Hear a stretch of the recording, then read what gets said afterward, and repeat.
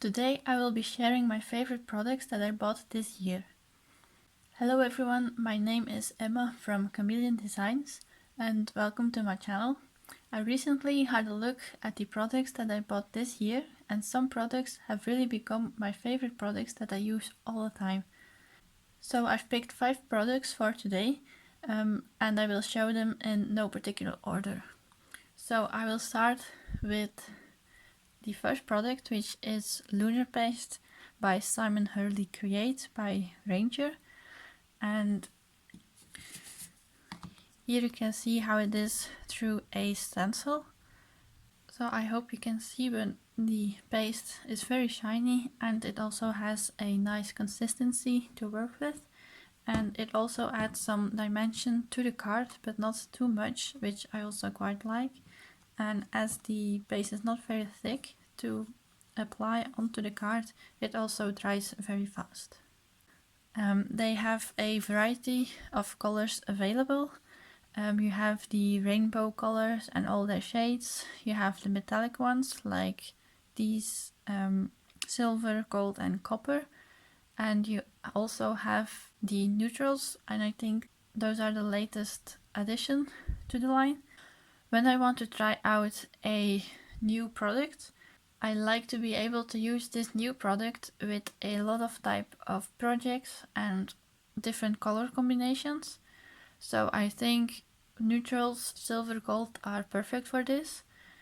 And if I like the product, then I extend my collection of them. So for the Lunar paste, I went with silver lining because you can also use it in several situations and themes, such as birthday, anniversaries, Christmas and so on. And apart from using this paste solely as a paste, I've also used it here as a medium to splatter onto the card. So you take a little bit of the paste and you add some water to it until it has the right consistency to splatter it onto the card. And what I've also done here, I don't know if you can see it well, but I've also used the product to color the border of this card so it matches with the splatter. So next we have a coloring medium, which are Copics, and they are alcohol markers. I got these 3 markers for my birthday, and I got the rest of my markers around 2 to 3 months ago when there was a big sale in a local shop, because they can be quite expensive to get. Around a year ago I tried to find a coloring medium that I enjoyed using as well, to color in little critters and other images like that. And I've tried pencils and I also tried to watercolor, but those didn't really work that well either. But finally, after a year of doubting and a lot of research, I finally bought them when I saw a big sale at the local shop. So I got them almost half the price. And I do like them a lot. I think they blend very easily, they are easy to use. The color system makes it also easy to choose the blending colors and takes away the guessing.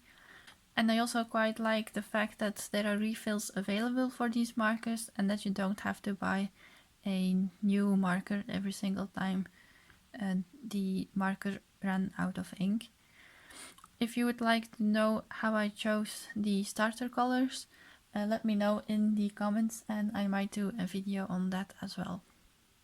So the next item is linked to the Copics, and they are the stamp sets.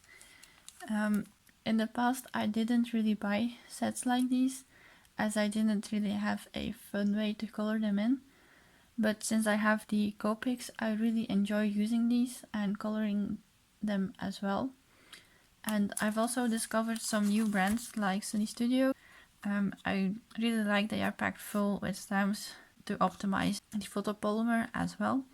And I discovered them around a year ago, I think, but as they weren't available in Europe and the import and shipping costs are very high, I wasn't really able to get them.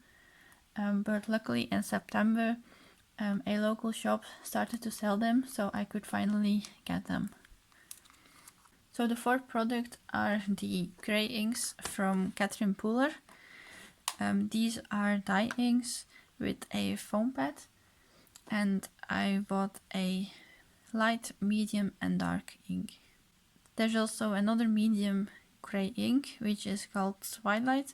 I decided to go with Hoodie as it works perfectly with Pebble and Slate as well. And there's also a much darker grey ink than Slate, but I find it very dark grey, so I decided to go with Slate.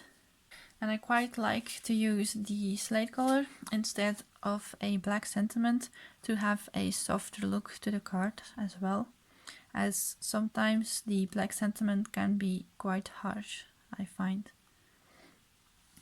And another reason why I decided to get the grey inks is that they also work well in various color combinations. And then the final item is the Quilt background die from A Pocketful of Happiness.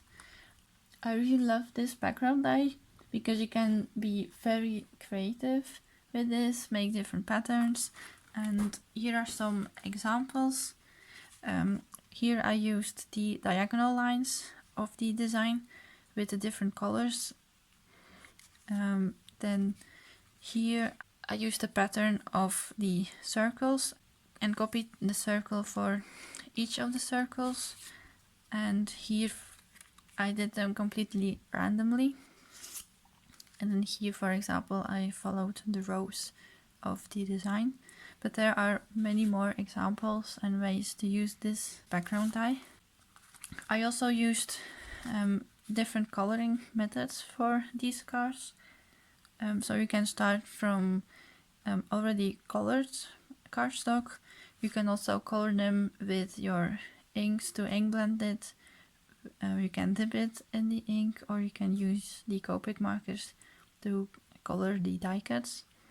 And another reason why I like the product is I can also use it for my A6 European sized cards, as a lot of brands only make them for the American A2 size cards, but these already also fits on here. It's not an even border around the card, but I'm not really bothered by it, so I use it this way. But you can also crop the cardstock here and cut it down so the border is even around the card. So these are my favorite products that I bought this year. I use these products a lot and I will continue to use them as well. If you want to share some of your favorite products of this year, please let me know in the comment section below. Thanks for watching and see you next time. Bye!